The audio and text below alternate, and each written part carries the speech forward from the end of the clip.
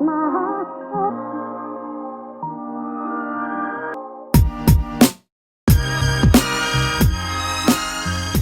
things that art does is to create an experience that puts an individual within a matrix of ideas and dilemmas and complexities, just like our own lives.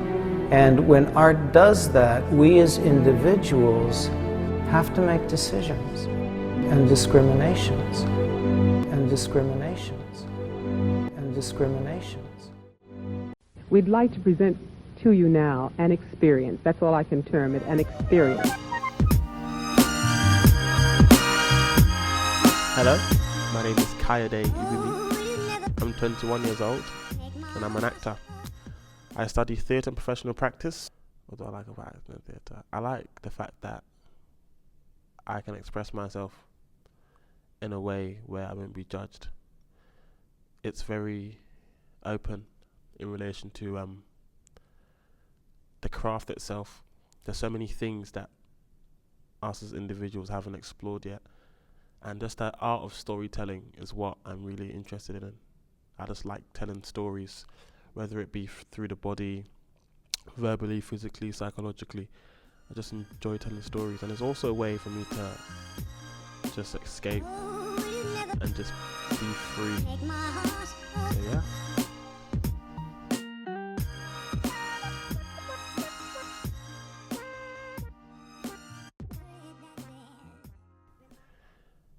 I think it was in my second year at secondary school. I realized that, in year 8, I realized that Jim Carrey and The Mask were the same people. And then from that, I said to myself, you know what, this guy's amazing, I want to do that. And from that, I just started to watch a lot of comedy, and started to analyze people and ask a lot of questions. So my influences in terms of actors, I would say Charlie Chaplin is a person, just the way in his era of film and TV, he could make people feel without any words, just music in the background and just him moving and having crazy facial expressions. I thought that was amazing. It reminds us as actors, reminds me anyway, that acting is not all about speaking, it's about the body as well. The body also tells a story. Martin Lawrence, the comedian and actor, he's a big influence on me. Jim Carrey, like I said, Johnny Depp, the way he can just transform into any character, absolutely amazing. So for me, growing up, my dad didn't want me to act. He wasn't a fan of me acting. He didn't want me to act. This is mainly because, you know what it is? Because one time he said to me, I told him I wanted to be an actor, an established actor. He said, come, let me show you something. He put on EastEnders. This was like in 2008, 2009. He put on EastEnders and he said, how many black actors do you see? I just saw Gus, who was sweeping the road, and Patrick. Just 2 out of the whole 30 minutes of watching EastEnders. He said, there's no space for black actors in here, especially. And that kind of motivated me to prove him wrong. But now looking back, it's the truth. Black actors don't get enough recognition. There's not enough positive roles for black actors. That's why people are going to America to be successful, I'd say. Like Chiwetel Ejiofor, for example, David Oyelowo, they're all going away, which I think is quite sad. You know what? Being black, especially in the UK as an actor, it's a big problem.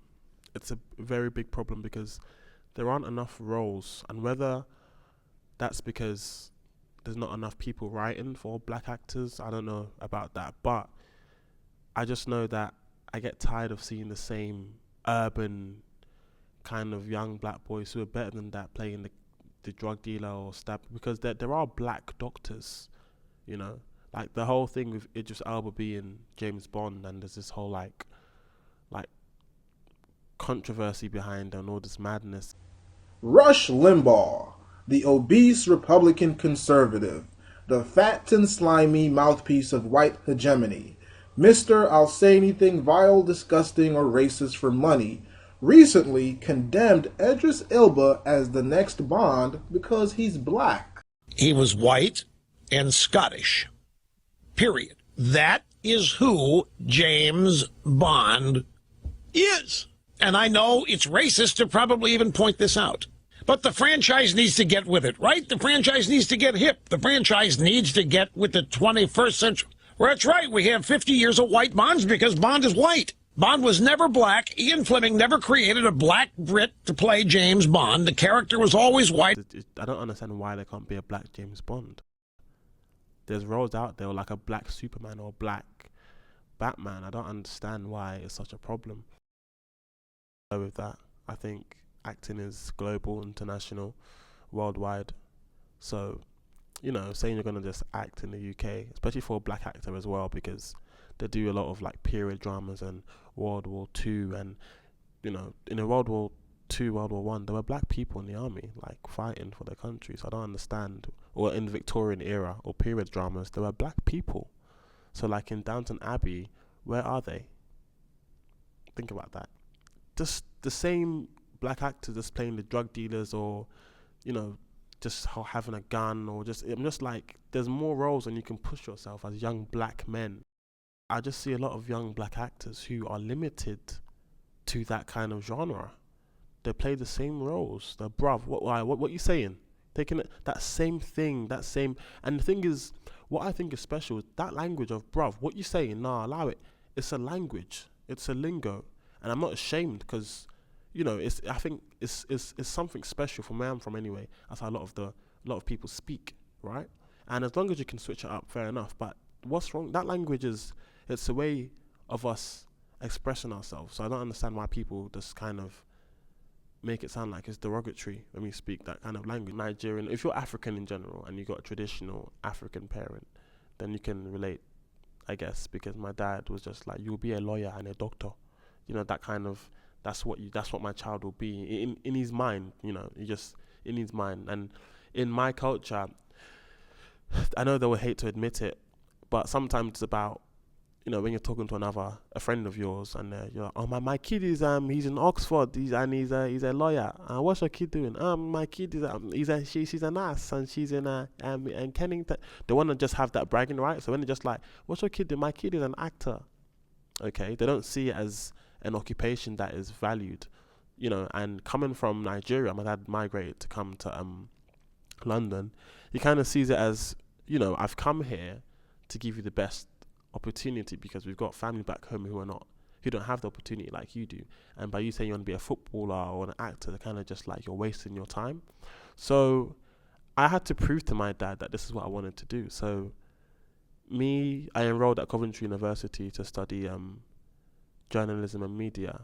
And 4 days into the course, I left to audition onto the theatre course at Coventry University, which was, and I say it now, one of the top 3 best decisions I ever made in my life, because it made my dad realize that I want it so bad.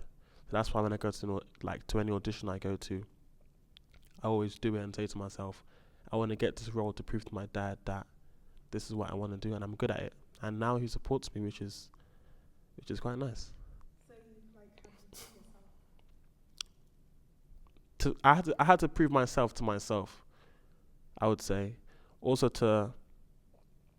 I think there came a point where I didn't care about what people think about me, which I think it's easier said than done, and it was a struggle, but I had to prove to myself about myself that I'm worthy to be in this industry, especially with the lack of roles for young black actors. I had to prove to myself and say that, you know, I can speak well spoken when I want to, or I can speak like that if I need to. I can switch it up, and there's more to me than just that drug dealer or that guy who has a gun, you know. So I had to prove to myself that I'm worthy of being an established actor in the industry.